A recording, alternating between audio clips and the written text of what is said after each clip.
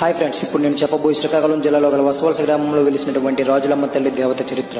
స్థల పురాణం ప్రకారం బొబ్బిలి యుద్ధం జరగడానికి కొన్ని రోజుల ముందు విజయనగర సామ్రాజ్య లక్ష్మి పోసపాటి రాజుల ఆరాధ్య దేవత రాజరాజేశ్వరి దేవి.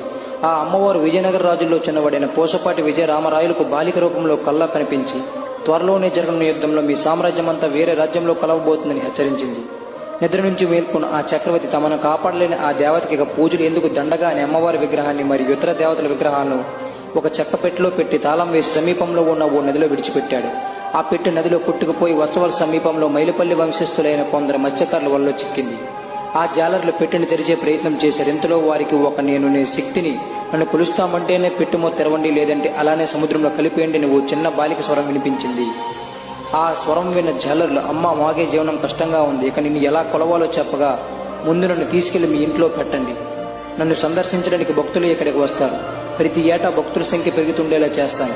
నన్ను నమ్మితే చాలు, ఏదైనా చేస్తాను అని అభయం ఇచ్చింది అమ్మ. దాంతో జాలర్లు ఆ తల్లిని ఇప్పటికీ 7 తరాల కిందట పురింట్లో పెట్టి పూజించడం ప్రారంభించారు. ఇది ఫ్రెండ్స్, శ్రీకాకుళం జిల్లాలో గల వత్సవలస జాతర చరిత్ర.